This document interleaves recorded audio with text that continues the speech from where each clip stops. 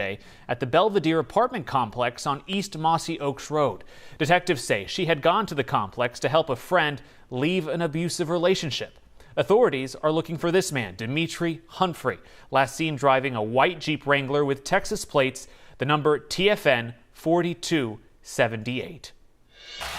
Testimony resumes tomorrow morning in the historic impeachment trial of suspended Texas Attorney General Ken Paxton. Paxton is accused of using his position to help himself and a campaign donor. 4 prosecution witnesses were called during the week of the trial. All 4 are former high-ranking officials with the AG's office who reported their concerns about Paxton to law enforcement before quitting or being fired. Testimony is scheduled to resume tomorrow morning at 9. We'll have gavel-to-gavel coverage on KHOU 11 Plus and KHOU.com. In Morocco tonight, residents are flooding blood transfusion centers in hopes of helping the thousands of people injured in Friday's massive earthquake. The 6.8 magnitude quake struck about 45 miles southwest of the city of Marrakesh.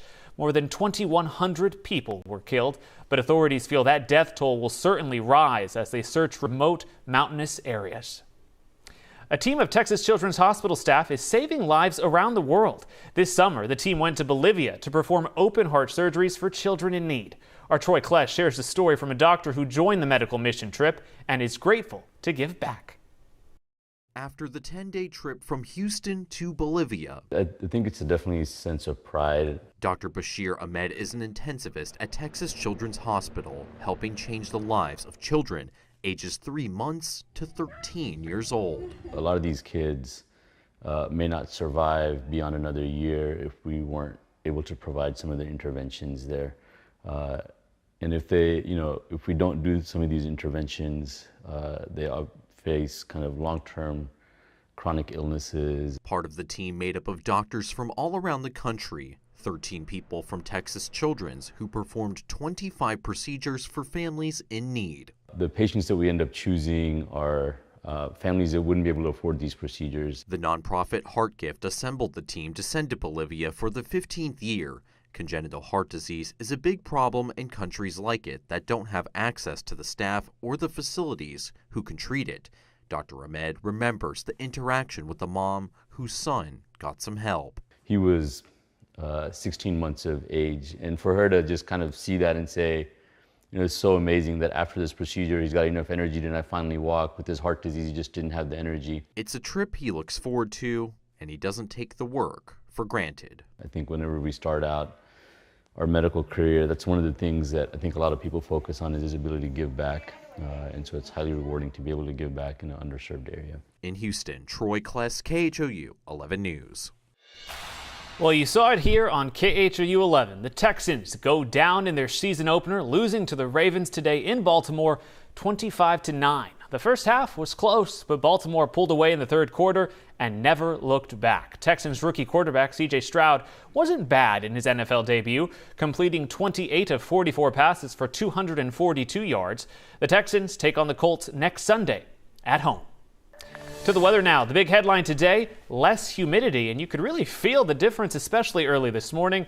Pat, it was actually nice going on a walk this morning. How's the work week shaping up? Yeah, and I mean, it was even nice this afternoon. As the day went on, the air actually got drier. Even though temperatures made it to 97, it actually felt like it was cooler than the actual air temperature through much of the day because of that lower humidity. 74 is what we woke up to this morning. I think we'll be closer to this number as we get into tomorrow morning. All right, there's a look at the numbers right now. 96 at Bush, 95 Conroe, upper 80s down on Galveston Island, 97 for Huntsville and Tomball, and 98 in Wharton. All right, there's the dew point temperatures, because this is what really tells the story. This is actually the measure of the humidity in the air. So the lower the numbers, the better it feels. We've got a dew point of 55 at Bush right now, a dew point of 52 in Sugar Land, 46 the dew point in Katy right now. A little muggier though down towards Galveston with a dew point near 70. This is how they stack up. Again, we pretty much see those dew point levels in the 70s and 80s during the summer months. Right now we've got it in the 50-degree range, and again, some areas even less than that, which means the air is just very, very comfortable, very dry. That'll stay with us as as we go through the rest of the overnight. Waking up tomorrow morning, dew points generally in the upper 50s to around 60. So it still feels great tomorrow afternoon. We see those dew points drop again to the low 50s, the mid 40s in a few spots. But notice down towards the coast, Galveston, it's going to be pretty humid where you are. And that humidity does start to work its way back by tomorrow evening. Notice upper 60 dew points along the Southwest Freeway here as we get into tomorrow. That will continue to spread north as we go through the rest of the evening. So the humidity drop is just brief, but it is going to be a pretty nice way to start the week. Nothing out there right now on radar. The ridge that has been responsible for all the heat this summer is now back off towards the west. And riding around it are a series of showers and thunderstorms. They're far enough to the west right now that we're not seeing any of that. And again, that backdoor cold front was allowed to come in and bring us that lower humidity. So that's going to be in place again for at least another 24 to 36 hours. We'll call it clear and cool for tonight. 60-degree temperatures north of the city as you wake up tomorrow morning. For the afternoon, still sunny, still comfortable temperatures mid to upper 90s, but the humidity actually makes it feel a few degrees cooler. And then as we get to Tuesday, the humidity comes back, and that's going to bring us the chance for a couple of showers and storms as we get to the second half of the week. So we're dry for Monday and Tuesday, about a 30% chance Wednesday, Thursday, and even higher chances up to a 40% chance as we get into Friday. So here's the setup here as we get into the end of the week and the weekend. We've got a frontal system that's going to stall out across the area. That's going to bring us some stormy conditions for Friday and Saturday. Gets a kick from another system though, and as we get into Sunday and Monday, we clear things out, the humidity drops, and we can see some cooler temperatures yet again. Rain totals right now not looking super impressive. I would say on average about an inch of rain, with some pockets seeing heavier amounts. We could see some better amounts though as you go farther north and west of southeast Texas. All right, there's a look at the latest on Hurricane Lee, a Category 3 storm with winds sustained at 120 miles per hour. It is expected later this week, notice Thursday into Friday, to weaken again back down to Category 1 status as it passes between the East Coast and Bermuda. Right now, again, this looks like it's going to go out to sea. New England needs to keep an eye on that, but for us here in the Gulf, we are going to stay quiet. For tonight, 72 degrees, beautiful conditions, mainly clear skies with 60-degree temperatures north. Tomorrow, it's warm and dry again. High temperatures around 97 degrees with lots of sunshine. We'll do it again for Tuesday, but again, the humidity starts to creep back into the picture.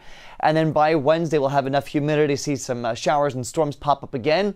The extra clouds, the extra rain chances keep temperatures in the mid-90s through the end of the week. And Marcelino, looks like, again, by next Sunday, we start to clear things out. Humidity drops again. Temperatures right where they should be this time of year in the lower 90s. Hopefully, we are done with the triple digits for the year. We racked up, I think, 45 days this year. That puts us in second place for the all-time highest number of 100-degree temperatures. So hopefully we don't add more to that. Yeah, 45 is certainly enough, Pat. Thank you. An update now to a story we've been following for weeks. Luis Rubiales, the head of Spain's Soccer Federation, has resigned in the wake of a kiss scandal. He drew harsh criticism last month for kissing a Spanish soccer player on the lips without her consent after the team's Women's World Cup victory. In a statement posted on Twitter, he wrote, "After my swift suspension by FIFA and the rest of the cases building against me, it is clear that I cannot return to the post." Thanks for watching our webcast. We'll have a lot more tonight on the TV side at about 10:30. We hope to see you then.